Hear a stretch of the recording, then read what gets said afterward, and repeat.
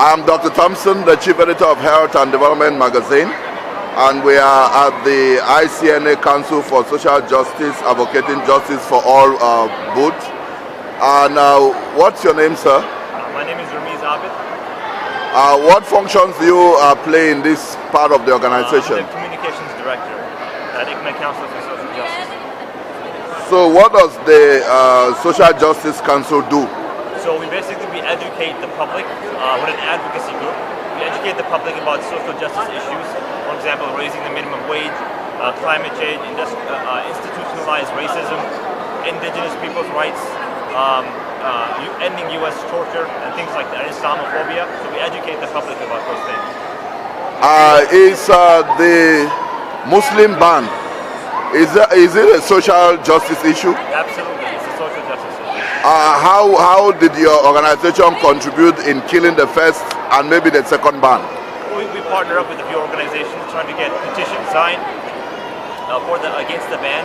We also work with a lawyer who gave her free webinars and classes on what to do if ICE comes to your house, how you can protect yourself within the context of that new ban.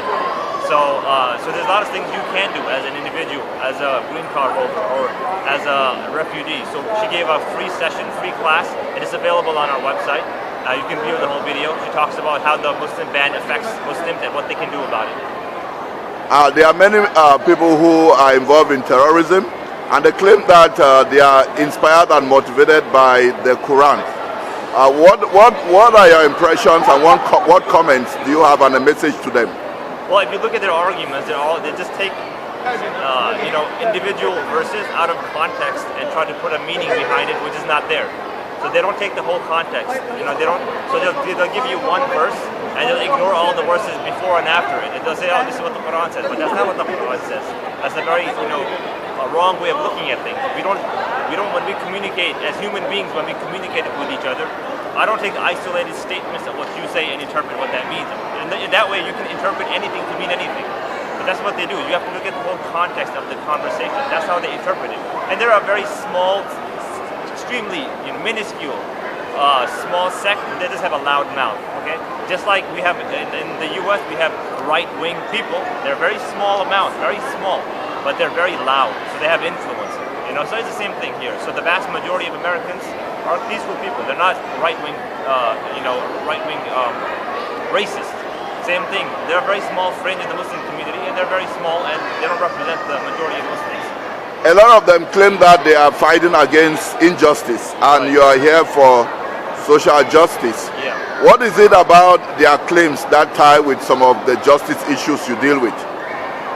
So basically, they say that their arguments are that that we're being oppressed. They bomb our children, they bomb our women, so we're going to do the same thing. Blah blah, this and that. What they fail to understand is this: they're saying that in order to respond, the response to wrong is to answer in response, answer in wrong. You don't answer a wrong with a wrong. Okay, you have to do the right thing. So that's what we're. So we're saying, yeah, we understand this.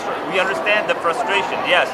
That we have people our children, our innocent Muslim brothers and sisters are bombed by the U.S. bomb and by drones and things like that. Yes, we're all aware of that. We understand that.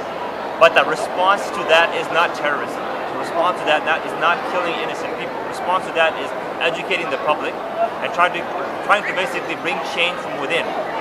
Talking to our elected officials, getting involved politically, getting a lot of non-Muslims don't really know what's going on. All they hear is what they see in the media and what the media presents them.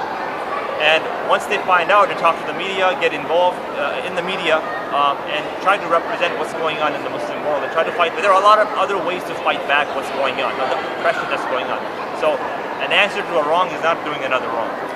The recent strike of the chemical plants in Syria and the mother of all bombed in Afghanistan have called for praises from certain Muslim leaders, and it has also led to condemnation from certain Muslim leaders who believe that this is a way to bring about imperialism.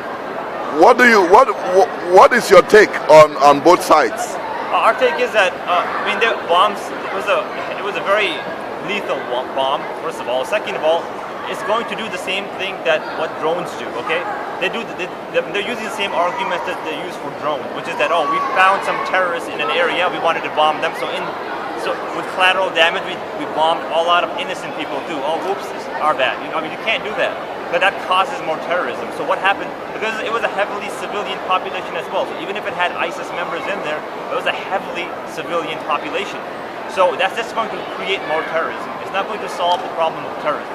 The more you kill, I mean, you know, there's a saying, you kill one terrorist, 10 others become new terrorists because you killed their family members. So that doesn't solve the problem. Okay, so there are other ways to get rid of this, you know, this problem, and it's not always about just bombing. Some of those other ways to get rid of the terrorists is what? That's something that policymakers need to talk about. They need to talk to Islamic speakers, Islamic scholars. They need to talk to people who are actually on the ground, who are working, the relief organization. They know how to talk. They know what the problem is and how to resolve it. And there should be some sort of a meeting going on, and rather than, you know, military leaders sitting on the side and making decisions who are not even on the ground, who have never been there. They're just sitting in an office somewhere, an air-conditioned office, and making commands. Rather than doing that, just go out there and ask people who are actually on the ground providing services. How do we get rid of it? How do we get rid of this? How do we get rid of this problem? So that's one way. There are other ways as well, and there's a lot of research papers have been written on it, and I think people can research them for that. Finally. Is the world getting more just or more unjust? Right now, unfortunately, it seems it's getting more unjust, but the positive side of that is that more young people and the next generation is rising up to resist and fight against oppression. More and more people are realizing that there's wrong going on from our, you know, elected officials and up on the top, and there's a lot of corruption, and we need to fight against it.